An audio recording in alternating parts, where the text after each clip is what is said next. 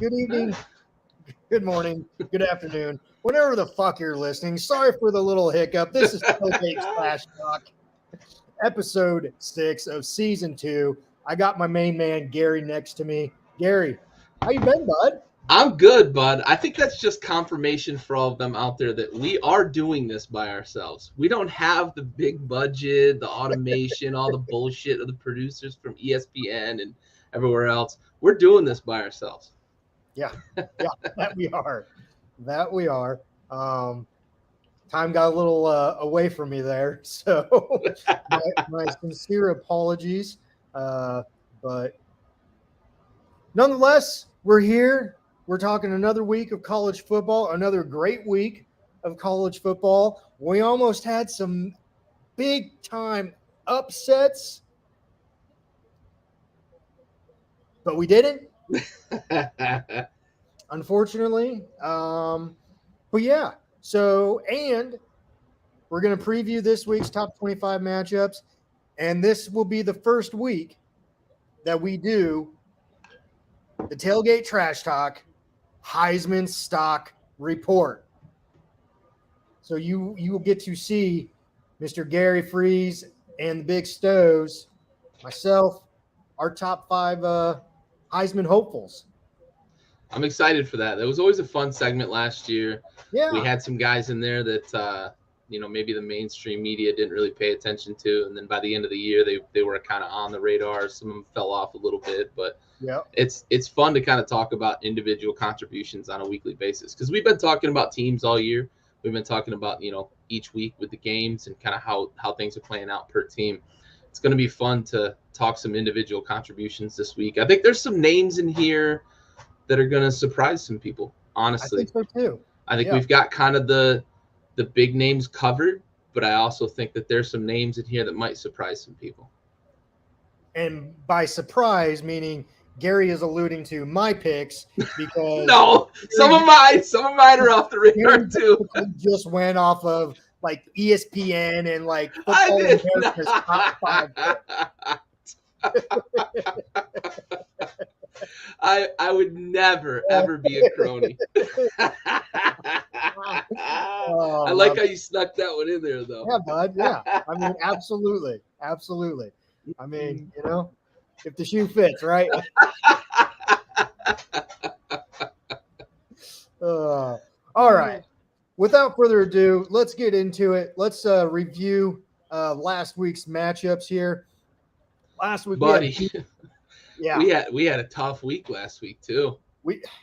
Gary, I did not keep track of our wins and losses last week, because the week started off bad and it just kept going. It just kept on rolling. It was a tough one. We're gonna recover this week, I promise. For all of you out there that are following us, and if you're wagering on anything we're picking, we're gonna recover this week. Last week was a tough one. Yeah, absolutely. All right, let's get to it. BYU, Utah State. A little bit closer than I think we anticipated, but nonetheless, BYU got the victory, 38-26. That was a good Thursday night game. Then you rolled into Friday, and this was the game that we were both kind of anticipating here. Yeah. Washington, UCLA. Washington going down to UCLA there as the ranked team. I think you actually picked this one. I did. I did not. I thought this was where we were going to recover on the week, because BYU laid an egg against Utah State in the rivalry game. I was like, man, we're back to 500. Maybe we'll be all right the rest of the week. It didn't. But we did get this one. I did it. Yeah, you did. You did. UCLA. Listen, Chip's got them guys playing good football. They've got an offense that can score a lot of points, and I think that defense is a little better than maybe was expected to start the season. And they're gonna be in a lot of these games where it's 30s, 40s on the scoreboard, but their defense is gonna give them a chance. Michael Penix had not turned the ball over really at all this year, and UCLA turned him over twice, and then I think they got a fumble as well. UCLA's defense was pretty opportunistic in this. And if you go back to the days at Oregon, It's kind of what Chip had in Oregon, an offense that was super high-powered, athletes everywhere, speed everywhere. They're starting to get that at UCLA, but the defense at Oregon was always opportunistic. They had really good DBs that could track the ball hawks, So they're starting to build that a little bit in UCLA, and I don't want to say it too soon, but I'm starting to be a little bit of a believer that Chip Kelly may be back in his element in the college game. Yeah, and I think being out on the West Coast, where he had success in Oregon, I think that has a little bit of a factor into it as well there. So yeah, I agree. But that was a good game on Friday night. Real good game. Unfortunately, it started so late for us here on the East Coast. Unfortunately, I had to catch the second half highlights. Like, it was. I don't blame you, man. I was up watching that thing at 1 a.m, like, oh God. I'm glad I had a rooting interest in the game, but woo. Yeah, exactly. Man. All right, moving on. Saturday, Michigan, Iowa. I picked the upset here. It did not go in my favor. You obviously picked Michigan and went in your favor. But Michigan kind of struggled here with Iowa. But a lot of people do struggle with Iowa and that defense. So, and that's where I thought that, Iowa's offense might come to life a little bit playing against the number 4 team in the country. You know what your defense is going to do. Your defense has done it all season long. They've done it for however many years. That defense is really, stingent. And so I figured this might be the coming out party that the Iowa Hawkeye offense was gonna be successful and pull the upset. Unfortunately, it didn't work out that way. They just don't have dogs on the offensive side of the ball. They've played good defense all year, and they're going to, because that's what Kirk Ferentz does. But they don't have horses on offense. They've always kind of had like a quarterback, like a kind of quiet but really good field general quarterback that would sneak up on you a little bit, make a play here and there. They've always had tight ends. They don't have either of those this year, and they don't have much of a running game. I think they still have Petra. Yeah. I mean, he's like a 7th-year senior. Yeah. He just it's clear that they're needing to and probably looking to reload on offense. The offensive line hasn't been playing as well as Iowa's offensive line usually does. I mean, they're putting pros in the league off that offensive line on a yearly basis. Yeah. I don't know that they've got a pro right now on this offensive line. Maybe there's a fringe guy in the mid to late rounds, but this is not the Iowa that we're used to seeing over the last 10, 15 years. They're gonna struggle all year on offense. And I mean, they won a game.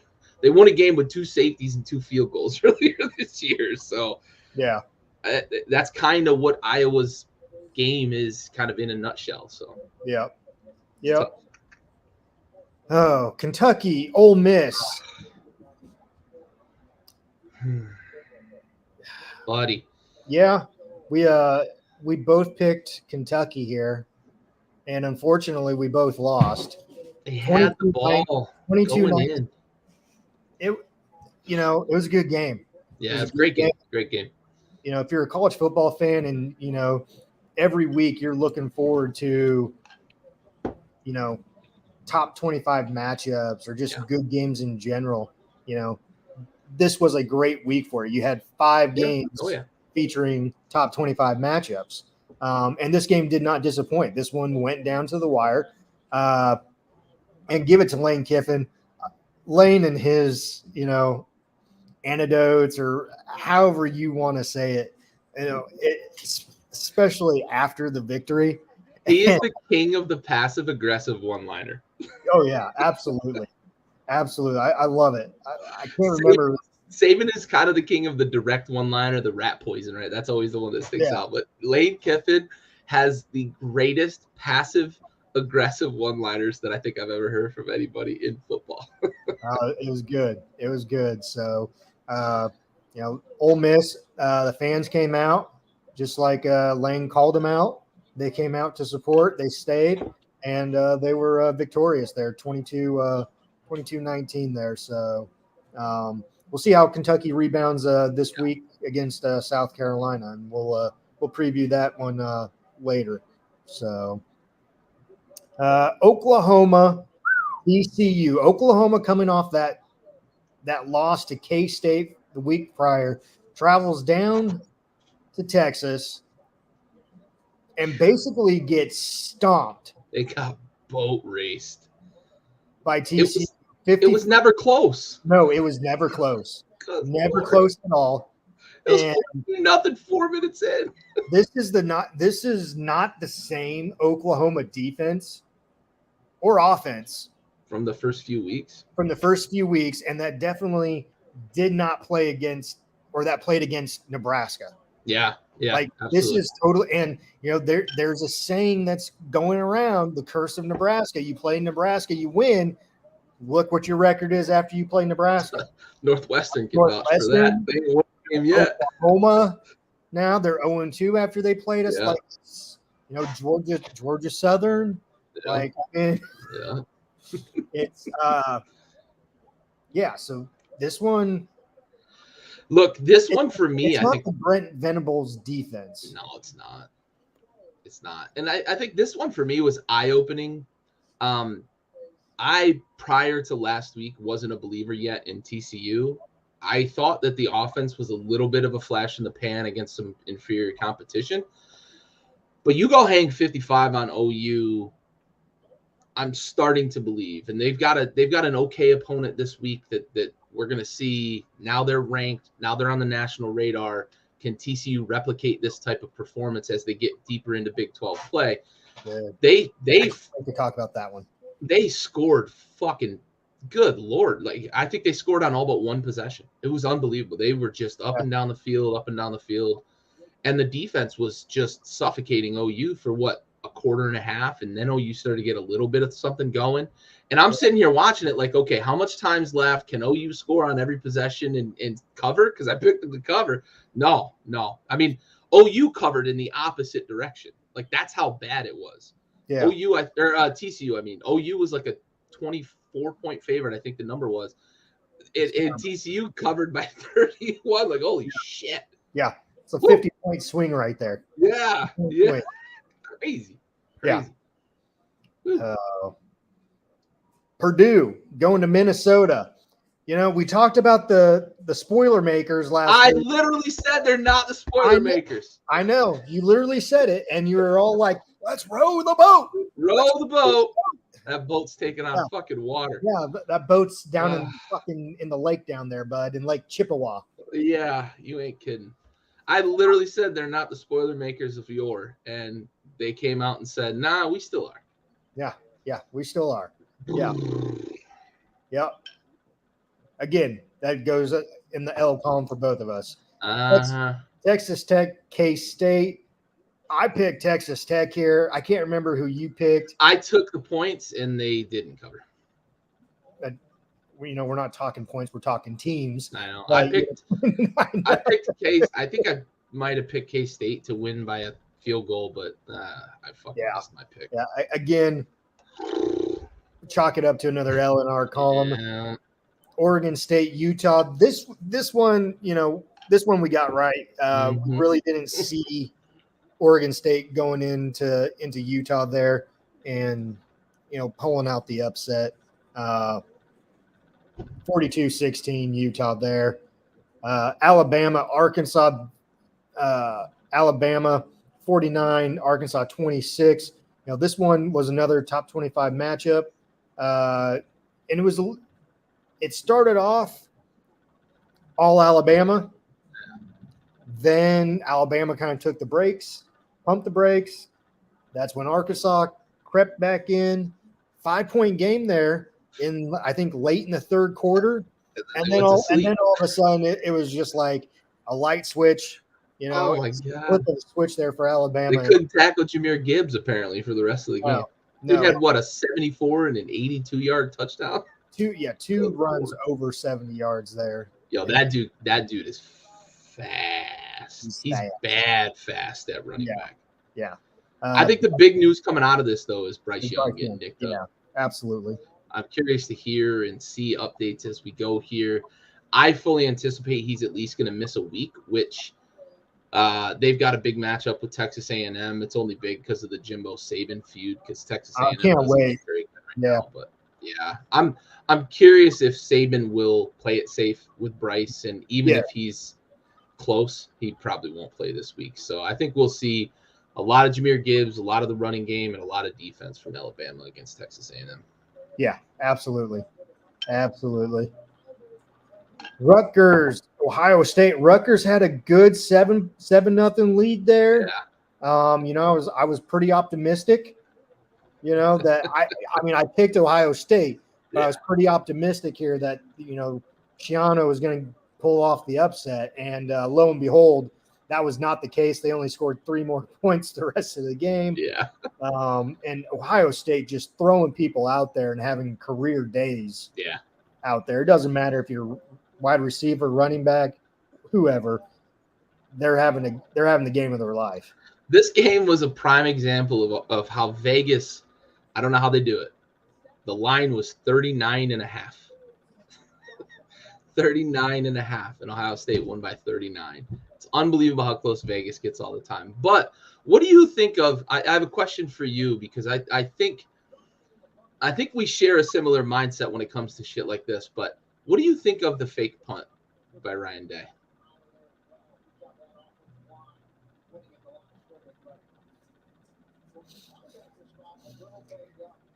So I have, because it was 42-10 at the time. I have 2 thoughts on this, okay?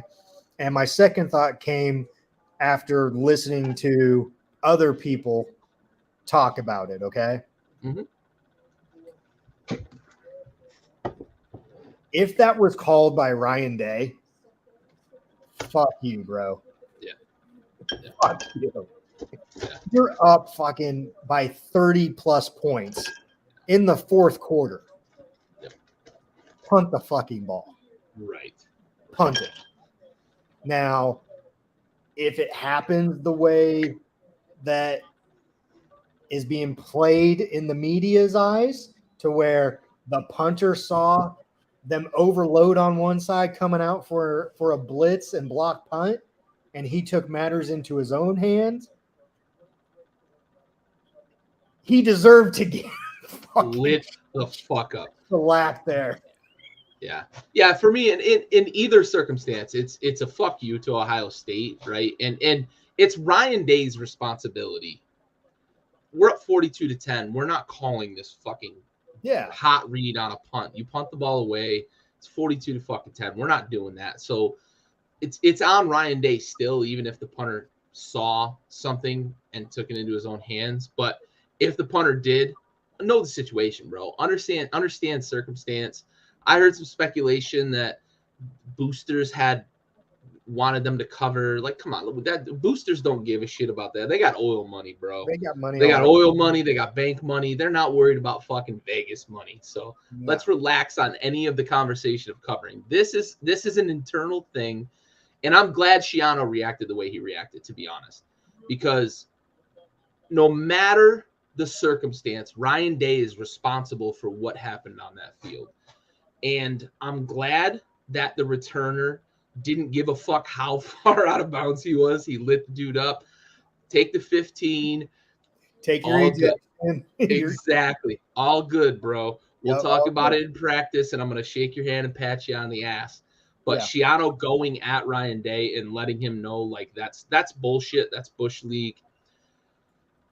The other side of the coin is that Schiano had dudes diving at people on kneel downs in the NFL. Yeah. Whatever. But you can't fake a punt 42-10. No. Whether the coach called it or the punter read something, it's 42-10. There ain't no fake punts in this fucking game. No. I totally agree with you. And glad you brought it up, because that did need to be addressed there. Yeah.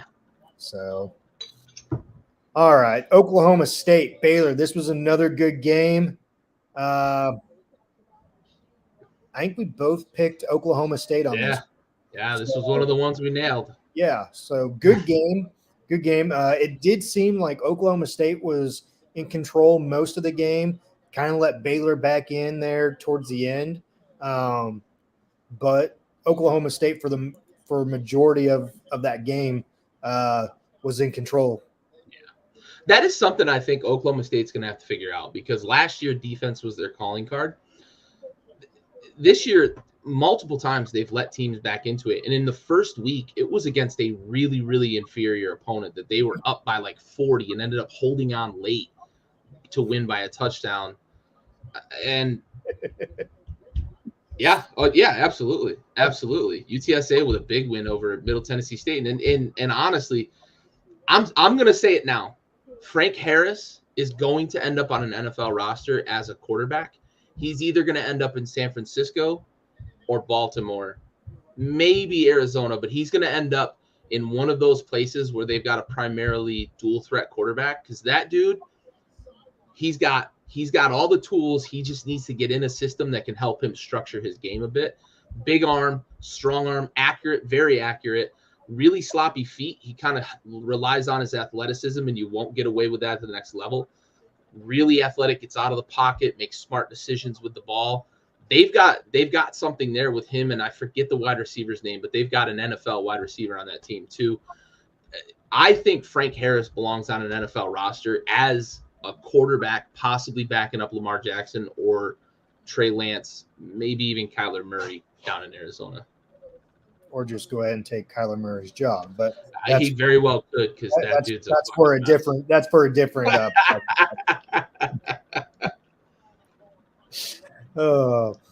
Northwestern, Penn State. Really, no surprise here, other than the score, 17-7, low scoring ball game there for Penn State. Again, we've talked about it for the past couple of weeks with Penn State. They started off to these good records, this 4-0. Now they're 5-0, I believe. And then where does it go from here? That's the thing. Got to finish the season. Got to finish the season. They haven't finished in the last 8 years under Franklin, really. Yeah. I'm gonna kind of fucking jab myself with a fucking fork here. I literally said last week, Penn State doesn't blow anybody out. And then I laid the points against Northwestern, and they didn't cover. Like, I went against my own intuition and paid the price for it. Yep. Trust your gut. Yep, exactly. Wake Forest, Florida State. Wake Forest 31, Florida State 21.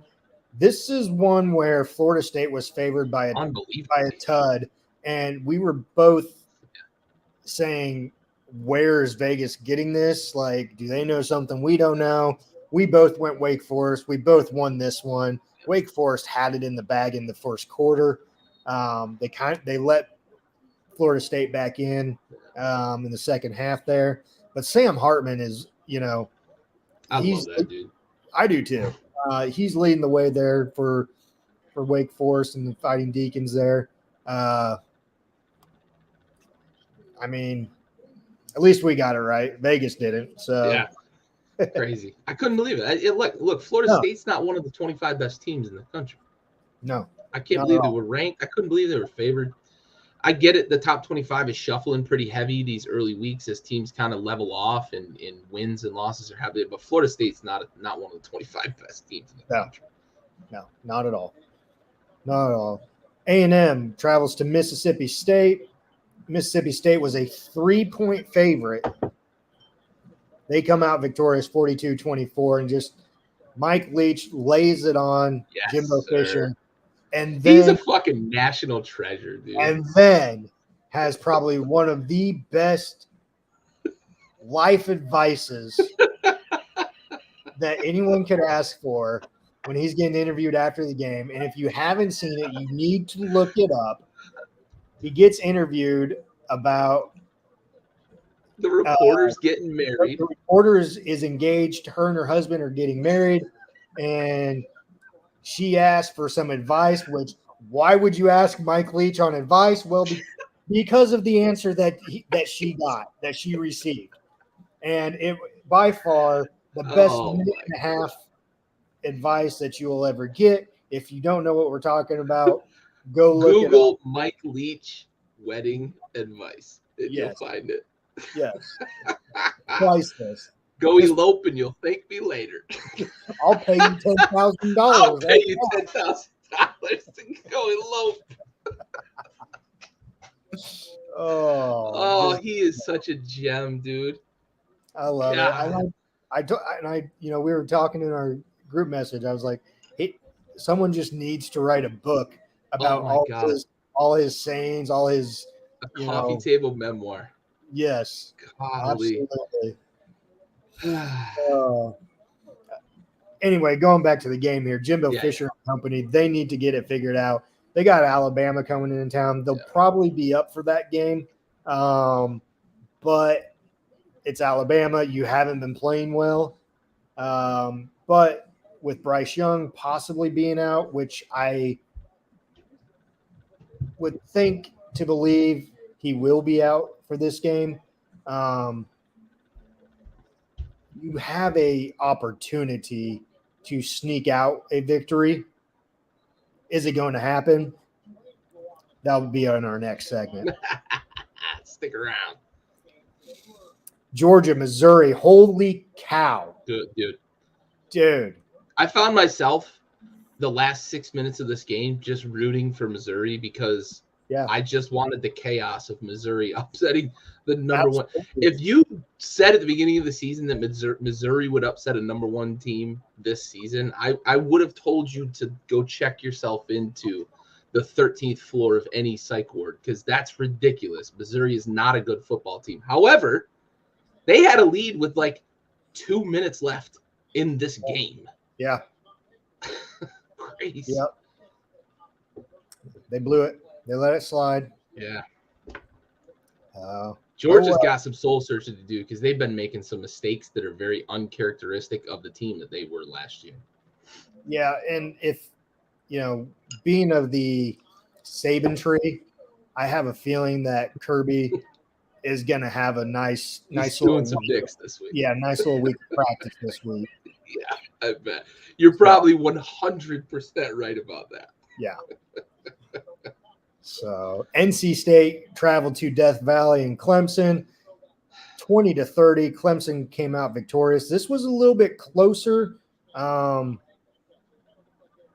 picked – who did I pick? I think I picked the Wolfpack on this one. Didn't go in my favor. That's all right. NC State they looked a little flat. They beat themselves. They did. They beat themselves. Between this and the Kentucky game, I don't know who beat themselves more, and maybe a little bit of Arkansas too, because they made some bad mistakes at bad times. But NC State really beat themselves against Clemson with untimely penalties, bonehead penalties. It was pre-snap stuff. Guys running the wrong route, and Leary threw a pick where the guy ran in. He should have run out. This was sloppy play from an NC State team that had a chance to put their stamp on a season because they don't have much left on their schedule. If they get by Clemson, there's a couple of possible trip-up games. They could have found themselves in a position looking at a playoff spot, and they let this one slip away. And I know they were on the road in Death Valley, but that's one you got to look at. If you're the Wolfpack, you got to look at that one and say, fuck, we let that one get away. Yep. I agree. Georgia Tech, Pitt. Georgia Tech, 26, Pitt, 21. This one blew my mind. I did not see that one coming. Especially the way Pitt's played this year against Tennessee. Solid. Yeah. They just, this was their week to just let everything, fall apart. But Narduzzi, he's going to have them back ready to play. I think you're right. Just like Slovis was very flat. The offense never got going, and they had a lead for the vast majority of this game. They had a lead, but they could just never pull away and put Georgia Tech away. And in the end, Georgia Tech found a way to score enough points to win. That's a huge program win for a coach who's trying to rebuild a program that was once kind of at the pinnacle of the ACC and has been in the basement for several years. That's kind of one you can hang your hat on the road in Pitt against a team that was in the top 15 to start the season. The only thing I can say about this is this reinforces a little bit. Both you and I question them being in the top 15. This kind of reinforces that a little bit. They're not quite the team that the national media would have people believe, but this was a very, very surprising loss. Yeah, absolutely. Absolutely. Arizona State, USC, 25-42. USC comes out victorious. Really not a shocker there. And then Stanford, Oregon, Stanford 27, Oregon 45. Again, not a shocker there at all by any means there. So on those, we came out victorious on our picks there. So again, not a great week for us as far as picking some games, but it was a great week of college football. Hell yeah. Nonetheless. Even when we have a tough week, it's still good football. That's right. All right, we're going to take a quick 40-second sponsor break. We'll be right back to preview this week's top 25 matchups. This week's sponsor is brought to you by PocketPairClub.com. Pocket Pair Club, club number 26881. Gamble responsibly.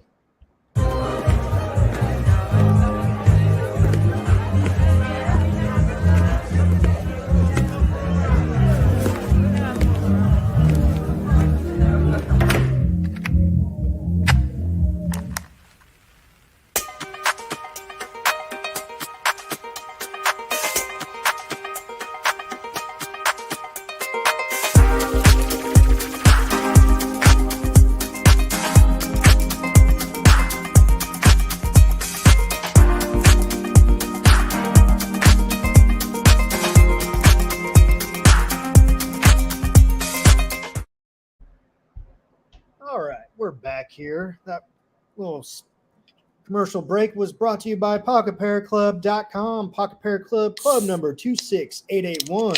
For all of your gambling needs, please gamble responsibly. All righty, let's get into a little top 25 preview. All right. Saturday, South Carolina travels to Kentucky. Kentucky is a 10-point favorite. Gary, what do you got here, bud? Stoops is going to get these boys to rebound. That was a tough loss last week. South Carolina's been kind of scuffling. I know they've got a couple of feathers in their cap. Rebuilding program there with Beamer ball, but Kentucky and they're going to be a little too much for South Carolina. I think they're going to try to put their stamp on something here coming off that loss. I'm going to lay the points with Kentucky. You lay the points, okay? All right, I am going to disagree with you here. I'm going to pull the upset. Hey-o. Go Gamecocks travel to Kentucky and pull off the upset. Let's go Gamecocks. Beamer ball. Let's go Cox. Let's go Cox. Cock Commander. Michigan, Indiana. Michigan 22.5-point favorite at Indiana. Really, I don't see this one as being a trip-up game for Michigan. If it is, great. I don't see it happening here. Yeah, me neither. Michigan's going to roll pretty heavily. Lay the points if you're betting on it. Indiana's just not a very good team. And Michigan is still playing pretty good ball. So, yeah, yep. I wish his backyard blitz was efficient as you guys. Andy and I get going back and forth a little bit sometimes. It's a little easier with two people on the show. You don't have three to pass it around to. Sometimes. No. What? Yeah. Tennessee, LSU. Top 25 matchup right here. Tennessee, just a 3-point favorite. I don't like this. I don't like it. I know it's in Death Valley. But it's a noon game. It's not a nighttime game. It's a noon game. Hendon Hooker is going to go in there, and he's going to slice, and he's going to dice, and he's going to come out victorious here. And Brian Kelly can go be with his family with that L. Go Tigers. Go Tigers. I'm with you. I'm with you 100%. If this was my brother was like, go Tigers. Go Tigers. I'm with you 100%. If this was a night game, I'm a little more trepidatious about Tennessee. I know that there's been a lot of build up to Tennessee doesn't play well on the road in the SEC. They exercised a little bit of that with the win over Florida in the Swamp. This is a noon game. It's not a night game. If this was a night game in Death Valley, that carries a certain mystique and that changes things in terms of the atmosphere and the way LSU approaches those games. Noon game in Death Valley, Tennessee's going to win. I honestly think Tennessee's going to win fairly comfortably. I'm definitely laying 3. Yeah. But I think Tennessee has potential to kind of hang a good one on LSU. LSU, I know they're a top 25 team, but I think they're kind of like Florida State for me. They're not right now. They're not one of the 25 best teams in the country. Yeah. Maybe Brian Kelly builds something down there because he did build something in Notre Dame, but they're not one of the 25 best countries. No. That's it, Aaron. They come to life at night. Yeah. Yeah. All right. 17, TCU travels to Kansas, number 19. Game day. TCU favored by 7 here. I'll let you speak on this one first. Listen, I love the Kansas story. I'm going to preface with that. Kansas is not the 19th best team in the country. Kansas is not a top 25 team. They haven't really played anybody yet. If you're betting, bet the over, unless it's in the 80s, because this is going to get fucking crazy, because neither team is going to really stop anything here. But TCU, they're going to roll, I think, comfortably, probably by 10. They might win this thing like 51-41, something like that. I just think the TCU's got a lot of firepower on offense, and I love the Kansas story. I remember when Mangino had them, undefeated in like week 10 of the season when they were like the 4th ranked team in the country, or even they might even gotten in the top 2 or 3 at the time. I loved watching that because I love watching non-traditional power football schools do well. I just think that TCU is going to be a little too much for them. The game day going to Lawrence is awesome. I love that because I love when they go to new cities. I love when they go to these kind of offshoot cities that aren't big time football cities. But for me, it's TCU, and I'm going to lay the points if I'm betting this one.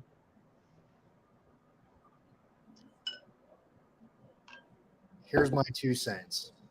You gonna rock? You gonna chalk? I'm not gonna rock. I'm not gonna chalk.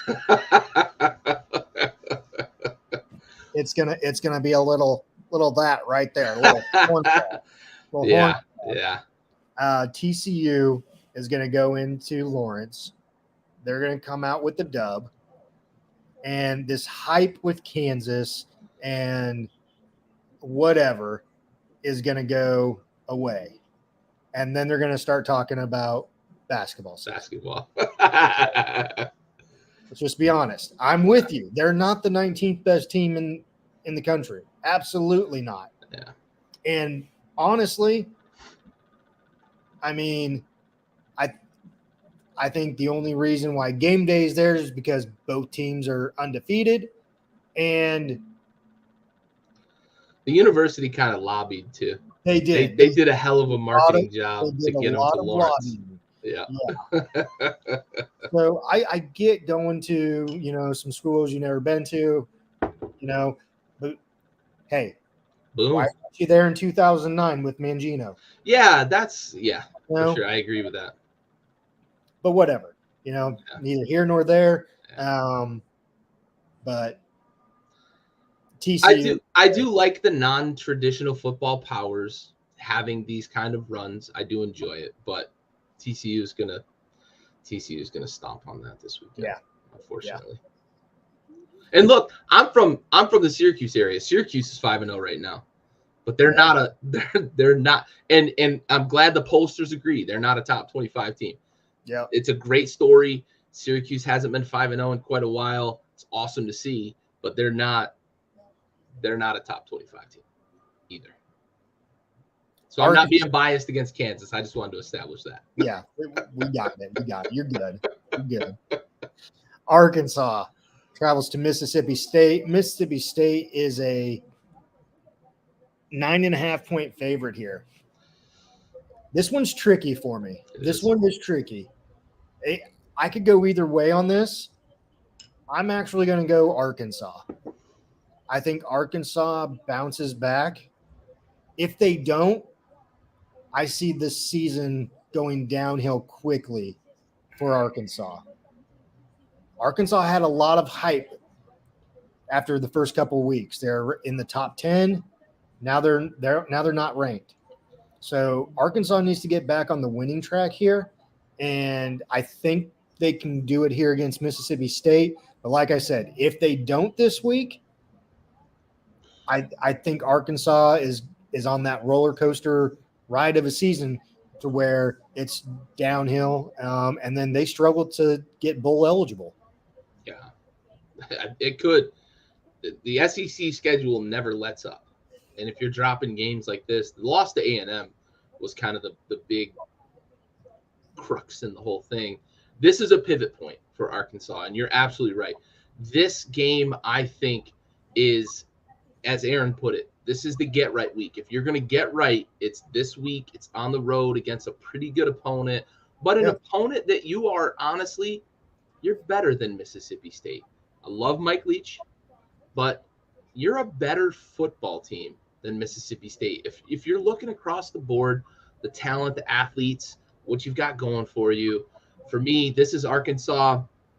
If you want to play it safe, take the points, but I think Arkansas is going to win this game in Mississippi State, in Mississippi State's house.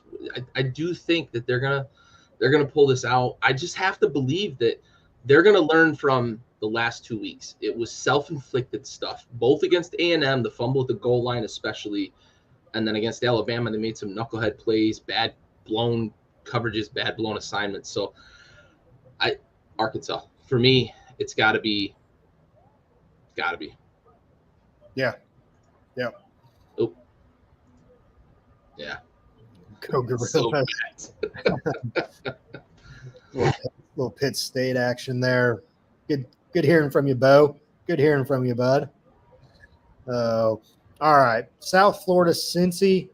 Cincy is a 27.5-point favorite. No question on this one. Cincy, I know you're in agreement with this one as well, and you're going to lay the points. I think it's going to be a little closer. So, give me the points with South Florida, but Cincy's going to win this game, probably 2 tutties. Okay. All right. Auburn travels to Georgia. Georgia is a 30. Well, I'll take this. I'll take the lead on this one. Yeah. Brian Harsin is going to get fired at some point in time during this season. He knows it. But what are the odds of an upset to save his job? Then you're forced to keep him. Mm-hmm. I'm going to go Georgia. Just because Georgia had a shitty week against Missouri. Yeah. And like I said earlier, Kirby comes from the Saban tree. You know what kind of practices and what all is going into practice this week with that Georgia football team. Yeah. So give me Georgia. Yeah, Georgia 30 I think is too many for me though. I think this is more of a 24-point game. So I'm going to if I'm wagering, I'm taking the points with Auburn, but Georgia's going to win this game pretty comfortably. Yeah. Texas Tech, Oklahoma State. Oklahoma State 9.5-point favorite here. Yeah, I'm going Oklahoma State on this one. Home game. Yeah. Yeah, I worry how much they've been letting people back in the game. So 9.5 is kind of a fringe number for me. I'm going to take the points. I think that Oklahoma State wins by a tutty. So Oklahoma State to win, but Texas Tech plus 9.5 that's Oklahoma State just hasn't really stepped on anyone's throats yet. No, they haven't. I'm waiting for them to do that, and then I'll start to believe that these numbers, they'll start covering these numbers. Yeah. Yep. I love them as a dog going forward. If they're a dog at all the rest of the season, I love them as a dog. I think they're going to run the table in the Big 12. All right. Utah goes to UCLA. Utah 3.5 favorite here. I'll let you take this one. Remember how many points Washington was laying in LA last week? Same number. Mm-hmm. Same number. But you're going Utah, though, right? I'm not. Give me the fighting chips, man. I'm going money line. UCLA against Utah here.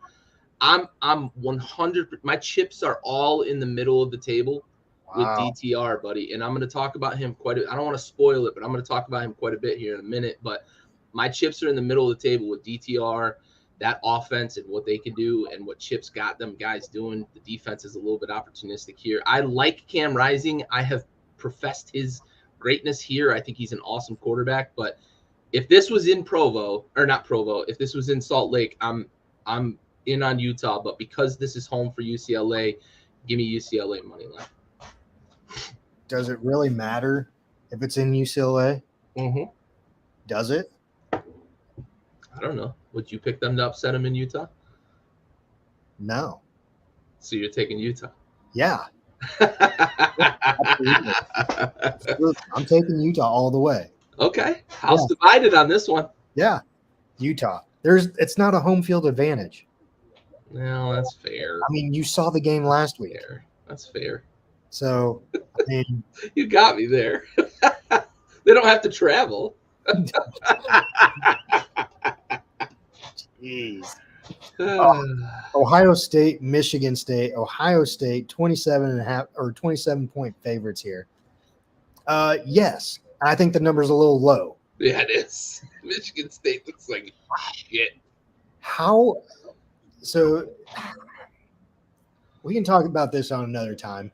Yeah, but you just gave your head coach a lot of money, man. $95 million. Guaranteed. That's a lot of money. Guaranteed. And look at the year he's having. Not good. That offense can't score. That defense can't stop anybody. Ohio State's going to roll. It might be by 40. That media deal can't come soon enough for the Big Ten. Michigan State needs that money to cover that fucking contract. Jeez. The SEC is wishing they had a media deal. Oh, my God. They could fire Jimbo Fisher. Yeah, right? All right. Ole Miss, Vandy, Miss, 17.5-point favorite here. Yeah. And honestly, I think that number might be a little low too. Yeah. Ole Miss should roll here. Yeah. Washington travels to Arizona State. Washington, 14.5-point favorite. Yeah. Yeah. There's so much turmoil in Arizona State right now. That it's not good. It's not good. No. It's not good. Players are diming out coaches, and coaches are diming out the administration, and coaches are diming out other coaches. Like, not good. Not good. This is a lost season for a Sun Devils program that looked like it was starting to kind of put something together. Ugh. Clemson, Boston College. Clemson, 20.5-point favorite. Yeah. Boston College, yeah. They're not the BC team that we've seen before. No.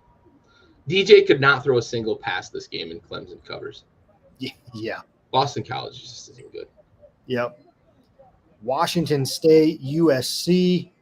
USC, 13-point favorite here.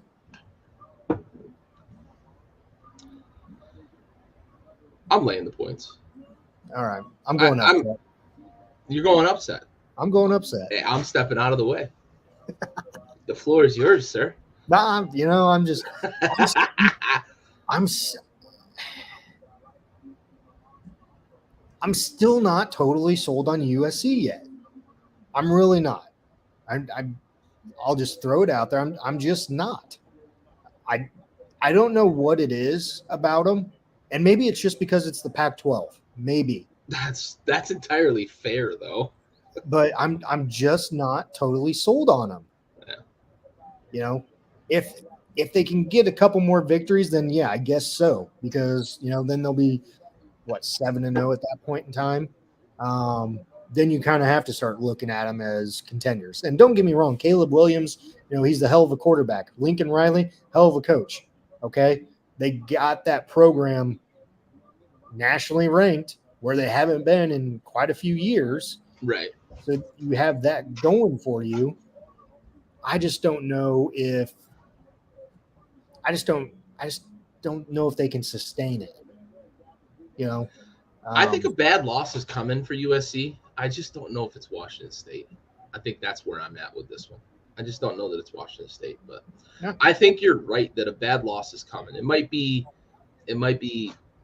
Washington. It might be Oregon State, right? I think they're on the road at Oregon State this year. Or no. Sorry, they just blew out Oregon State at home. I think they're on the road at Washington. That could be the loss that they take, something along those lines. Stanford, Stanford played them kind of tight, so I think there's a bad loss coming for USC. I just don't know where it is. Not Washington State though, for me. All right, no, all good. Army travels to Wake Forest. Wake Forest 17-point favorites. Yeah. Wake Forest. Yeah, I know that's Wake, you have. Bet the over. Bet the over in this because Army's offense is pretty high powered. They're not going to stop Wake. Wake's probably not going to stop. I mean, think about the game that they played last year. What did it end up? Fucking 63-62 or something. Whatever it was unbelievable. As long as the over's not in the fucking hundreds, you should probably bet the over for this one. I think Army's going to run with them. Wake's going to win, but if I'm betting, I'm taking the points with Army. 17's a lot. Wake by maybe 10. I think it's going to be in the 50s. Maybe 50 to 38 or something along those lines. All right. BYU travels to Notre Dame. This game is in Vegas. It's not a home game for Notre Dame. So this game is more of a home game for BYU. But it is in Vegas. Notre Dame 3.5-point favorite. This one's tough for me. I think Notre Dame has recovered from the first 2 weeks of the season with the Ohio State shellacking and the Marshall upset. Notre Dame's looked better the last 2 weeks, and BYU didn't look great last week against Utah State. I'm surprised about what I'm about to say, but I think that they overlooked a rival possibly for this game. So this one's very much a coin flip for me. If I'm wagering, I'm taking the points because it's the safe play. But if I'm making a pick on who's going to win the game, I'm going out on a limb, and I'm going to say that BYU upsets Notre Dame this week. I'm with you. I'm going BYU on this one. It's going to be a field goal game, so if you're betting, take the points with BYU. Kansas State travels to Iowa State. Kansas State, 2-point favorite. 2. I'm slightly surprised by that number. Yeah. Honestly. Iowa State, other than the Iowa win, they haven't looked really good. And even in the Iowa win, they didn't look all that good. The offense moved the ball a little bit. But K-State, I'm going to lay the points. 2. I mean, two's a paltry number. If this was 6, I'd probably still lay the points. Give me K-State. Adrian Martinez looks every bit of what we saw him at Nebraska, and maybe even a little more comfortable. Yeah. I think in this offense, I think he's a little more comfortable. They're not asking him to do some of the things that Scott Frost asked him to do, and he looks comfortable. Yeah. And K-State, I think, is they're on an upward trend here. I probably would lay up to a touchdown with these guys. Yep. Give me K-State as well. A&M travels to Bama. Bama 24-point favorite. Oh, it's a night game too. I love it. I'm going out. I'll speak first here. Yeah. this is going to be an ass kicking for Jimbo Fisher. That 24 better bump it up. Bump it up to 30 30s? Plus. Ooh. Yeah. Just for the comments that you made in the offseason, and then you haven't backed anything up at all this season whatsoever. You're more worried about what other coaches saying about you and everything else, and you're not getting the job done in where it matters the most, and that's in the W column. Yeah. Yeah, you're not eating many W's, as Jameis would say. That's right. Right. I'm with you. I went back and forth a little bit on this number. 24 is a lot. And what worried me was Bryce Young. But as Monday rolled into Tuesday and Tuesday rolled into today, I had Texas A&M initially plus 24 if I was wagering, with Bama rolling by 3 touchdowns. But I think you're absolutely 100% correct. They're home. It's a night game. Saban's going to have these boys up. I could play quarterback for Alabama, and we would beat Texas A&M by 30 this week. So, yeah, I'm laying the points. Bama's going to fucking hammer a Texas A&M team that still, in week 6, doesn't have a fucking quarterback. Yep. The number 1 recruiting class, they still don't have a quarterback that's worth fucking half a shit. Florida State, NC State, 3-point favorite here. That's a fucking insulting number. I'm laying up to 10 with NC State this week. Give me that. I'm laying the points. Florida State, way overrated in the media right now. I get that the name recognition is what it is. NC State's going to want to bounce back from how bad they played against Clemson. I'm laying the points here. Devin Leary's not going to let that loss last week sit very well with this team this week. Yep, I agree. Give me NC State. Oregon travels to Arizona. Oregon 13-point favorites. Yeah, give that to me. Yeah, this number feels low too. There's several numbers this week that felt very low. I don't know if Vegas is trapping us or what, but I'm laying 13. I'm probably laying 23 with Oregon against Arizona. Yeah. So, all righty. That is our top 25 preview for this week. Gary, what we got next, bud? Oh, man. We're bringing it back. The first time in 2022. We're talking Heisman, baby. A little Heisman stock report here. So let's start off. We got our top fives. Got our top fives here. Let's start off with number 5. Gary, who you got? I got Blake Corum. For me, the numbers he's put up for Michigan, I know they haven't necessarily played high-level competition. They're getting into Big Ten play. But for me, he's putting up the numbers that are deserving to be considered in the Heisman race. Running backs winning the Heisman are kind of, a thing of the past. But I think this guy is enough of a dual threat to stay in the national race for the remainder of the season. So he's kind of what makes the Michigan offense go. They've got a couple of quarterbacks that they like to rotate, but Blake Corum, really, as he goes, that Michigan offense goes, and they're in the top 5 in the country. So for me, Blake Corum here at number 5. Got to give a running back some love. It's a quarterback award, but got to give a running back some love, man. No, I like your pick there. He was on my stock report last year. Need to see a few more games from him. Have some breakout games there.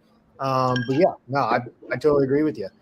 For me, I have Caleb Williams.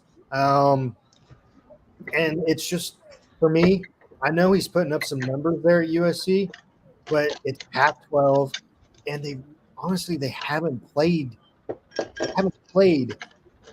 anybody really, to me. So that's why I kind of have him at my number 5 right there. Yeah, that's entirely fair. And I'm going to talk about him in a moment because I do have him on my report a little higher. But the competition level, That's entirely fair. And they may get into these tougher Pac-12 games, and he may lay eggs. But the numbers I think are going to catch people's eyes. Yeah. Yep. Fair or not, I think numbers absolutely. are kind of what dictates. So yeah, absolutely. All right, number 4. I'll go first on this one because I know I got a little preparation work for number 4. So number 4, I'm going Bryce Young here. You got to give the man credit. Returning Heisman winner from last year. You got to have – he's got to be in consideration for this year. He's on Alabama, the number 1 rated team right now this week. He had a great game, come from behind game against Texas. Led that team to basically put the whole Alabama team on his back and won that game for him. I know the kicker, made the field goal and everything, but he's the one that got it down there. Yeah.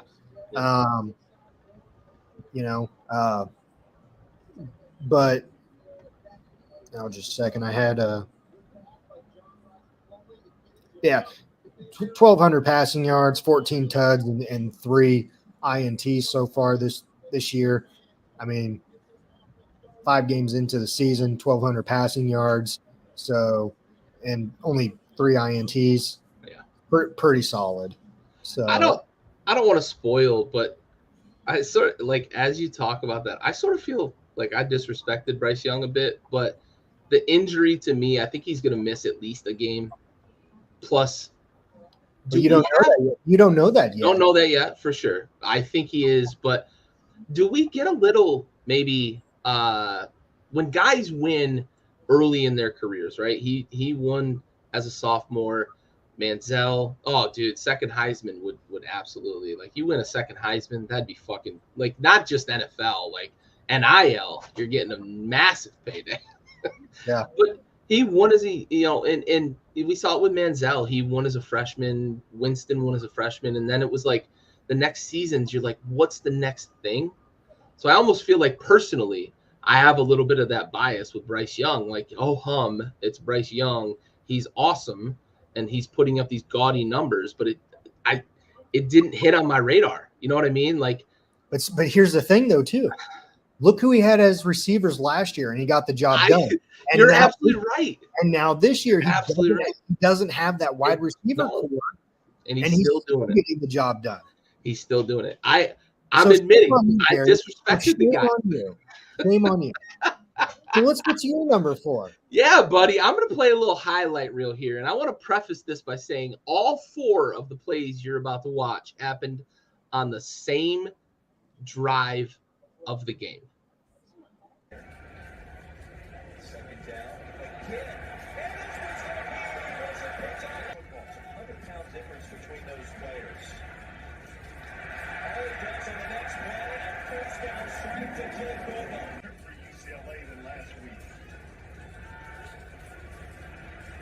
Pressure coming.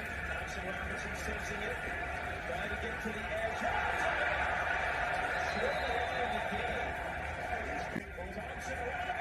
Woo! You hear my little Chris Berman impression at the end, but Dorian Thompson Robinson put himself on the Heisman radar with that win over Washington. He's been solid all year. But that game, he was a fucking stud. He's so composed. I mentioned all of those happened on the same drive. The first 2 of those were back-to-back plays. He got a ball tipped. The defensive lineman literally caught the ball, and he knocked it out of his hands. Followed that up with stepping up in the pocket, staring down the pressure, throwing a fucking strike for a first down. Hurdles a dude, makes 2 dudes run into each other, Lamar Jackson style. Dorian Thompson Robinson is leading a UCLA offense that is putting up big time points. And I think that because they play in the weak Pac-12, are going to be on the national media's kind of radar, I guess, for lack of a better term, for the rest of the year. They're going to be talked about because it's Los Angeles. They're going to be talked about because it's Chip Kelly. Dorian Thompson Robinson, for me, at number 4, he's put himself into the running for the Heisman with that win a few signature plays there on a single drive. He's got another opportunity this week playing number 11 Utah. They still got a game against USC, who, as long as they keep winning, will be in the top 10. A lot of opportunities here for DTR to make a statement in the Heisman running. But for me, watching that game, I don't know why people aren't talking more about him. That was a good game. Good game.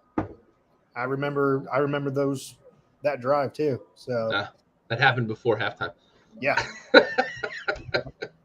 But I mean, no love for Bryce Young from you. So I know. Moving on. I know. Who you got for number 3 there, Gary? Number 3, I'm looking at Hendon Hooker, man. Hendon Hooker, University of Tennessee, putting up really, really big numbers. They score 30, 40, 50 points a game. They're the number 1 scoring team in the nation. They were the number 1 scoring team in the nation last year. He's the point guard for that offense. So for me, Hendon Hooker, I think he's going to continue to put up gaudy numbers. Tennessee, they probably are going to compete in the SEC East. I think the only game they lose maybe on their schedule is potentially against Georgia. I believe they avoid Bama this year. I'd have to double check. Actually, I'm going to double check while I do this. But Tennessee, to me, they're going to score points. Hendon Hooker, dual threat, does enough with his feet that he's going to set all the Heisman feelers off, because he's going to put up a lot of gaudy numbers. Josh Heupel's got that offense humming. So for me, Hendon Hooker at number 3 here. All right. Yeah. I like the pick. A little bit more consistency from me for him. That's fair. And he's up there though. But I mean, definitely. I lied. They do play Bama. Actually, in fact, it's definitely top 7 for me though. Top 7. He's in my top 7. I got Sam Hartman. Mm-hmm. Wake Forest, 1,200 passing yards, 15 tuds to 2 INTs. Dude's getting the job done. Yep. And those numbers are only going up in the tuds and the passing yards this week against Air Force, bud. This is another guy I feel bad about not having in. I had 9, I think, names. That I rattled, but dude, you're doing it right, man. You're doing it right. I told you, you were going off of. I was not. I'm looking out there at the broad scheme, the broad landscape of college football, and I'm plugging these players over here. I'm giving you full credit for Sam Hartman for sure. He belongs. He belongs in the Heisman conversation. He's probably 6 or 7. Him and Bryce Young, I think, are the next 2 out, but for sure, great pick with Sam Hartman, man. Yeah, thank you. Appreciate it. Yeah. Who you got for number 2? I'm looking at Caleb Williams. For me, it's the numbers, it's the offense, it's the city. USC is always going to get consideration. They're always going to be in the spotlight. They're winning games. As long as they continue to win games and he continues to put up the numbers in those wins, he's going to be in consideration. So for me right now, the pivot man on the number 6 team in the country, in the second biggest city in the country, in one of the most prolific and high profile universities in the country, is number 2 for me. All right. So you got Caleb Williams 2. I have him at 5. Mm-hmm. I got CJ Stroud at number 2, and I know he's high up on everyone's draft picks and everything else. They honestly haven't played anyone though either. But in those games, they have literally dominated every team that they played, and CJ Stroud has put up gaudy numbers. Like Tecmo Football Bowl numbers. Mm-hmm. I mean, he's got almost 1,400 passing yards, 18 tuds, and two TDs. So yeah, I can see why everyone is gushing over this guy and why he's the clear Heisman favorite right now. Yeah. But to me, they haven't played anyone. And and I get, the players don't make the schedule. I get that. Okay.